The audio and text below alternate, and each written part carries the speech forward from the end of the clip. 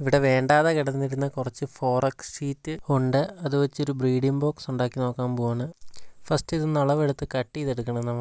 ഞാൻ എടുക്കുന്ന അളവെന്ന് പറഞ്ഞു കഴിഞ്ഞാൽ 12 സെൻറ്റിമീറ്റർ വീതിയും 12 സെൻറ്റിമീറ്റർ നീളമാണ് എടുക്കുന്നത്. ഒരു ബ്രീഡിംഗ് ബോക്സ് ഉണ്ടാക്കാൻ 6 പീസ് വേണം. ഞാൻ 12 പീസ് കട്ട് ചെയ്തെടുത്തിട്ടുണ്ട്. ഞാൻ ഫ്ലെക്സ് ക്യുക്കാണ് ഉപയോഗിക്കുന്നത് ഒട്ടിക്കാൻ. ഓരോ പീസും ഇങ്ങനെ മുകളിൽ വെച്ചിട്ട് കറക്റ്റ് സ്ക്വയറിൽ ഒട്ടിച്ചെടുക്കുകയാണ് ചെയ്യുന്നത്. നമ്മൾ 5 സൈഡ് ഒട്ടിച്ചെടുത്തിട്ടുണ്ട്. ഒരു സൈഡിൽ നമുക്ക് വാതിലായിട്ട് വെക്കാനുള്ളതാണ്. ചെറിയൊരു പീസ് ഇതുപോലെ കട്ട് ചെയ്തിട്ട് ഇതിൻ്റെ സൈഡിലായിട്ട് കയറ്റി വെച്ച് കൊടുക്കുക. നമുക്ക് പിന്നെ വേണ്ടത് ഇതുപോലൊരു ഷീറ്റിൻ്റെ ചെറിയൊരു പീസാണ്. ഒരു ചെറിയ ആണിയും അതിനകത്ത് കുത്തി വെച്ചിട്ടുണ്ട്. അതുപോലെ 2 നമുക്ക് വേണം. നമുക്ക് പുറകിലെ ഡോറ് സെറ്റ് ചെയ്യാനായിട്ടാണ്. ഇതുപോലെ നമുക്ക് ചെറുതായിട്ടൊന്ന് കട്ട് ചെയ്തും കൂടെ കളയണം. അങ്ങനെ കട്ട് ചെയ്തില്ലെങ്കിൽ ഇതിൻ്റെ ഡോർ ഇതിനുള്ളിലോട്ട് കയറിപ്പോവും. അതുകൊണ്ടാണ് കട്ട് ചെയ്ത് കളയുന്നത്. ആണി വെച്ച് സെറ്റ് ചെയ്ത ഭാഗം ഇവിടെ ഇങ്ങനെ വെക്കാനുള്ളതാണ്. എങ്കിലേ കറക്റ്റായിട്ട് നമുക്ക് ഡോറ് തുറക്കാൻ പറ്റത്തുള്ളൂ. വിജാഗിരിക്ക് പകരമാണ് ഇതിങ്ങനെ വെച്ചേക്കുന്നത്. പിന്നെ 2 പീസും ഇങ്ങനെ അങ്ങ് വെച്ച് ഒട്ടിക്കുക 2 സൈഡിലോട്ടും. അപ്പോൾ അത്രേ ഉള്ളൂ. ബ്രീഡിംഗ് ബോക്സിൻ്റെ ഡോറ് റെഡി ആയിട്ടുണ്ട്. ഇപ്പോൾ ബ്രീഡിംഗ് ബോക്സിൻ്റെ ഒരുമാതിരി പണിയെല്ലാം കഴിഞ്ഞ് ഇനി നമുക്ക് അതിൻ്റെ ഫ്രണ്ട് ഭാഗത്തൊരു ഹോൾ ഇട്ട് കൊടുക്കണം. കമ്പും കൂടെ അതിൻ്റെ ഫ്രണ്ടിലായിട്ട് വെച്ച് കൊടുക്കുകയാണെങ്കിൽ കയറി നിൽക്കാൻ പറ്റും. ഇത്രേ ഉള്ളൂ ബ്രീഡിംഗ് ബോക്സിൻ്റെ ഫുള്ള് പണി. ഞാൻ 2 ഉണ്ടാക്കിയെടുത്തിട്ടുണ്ട്.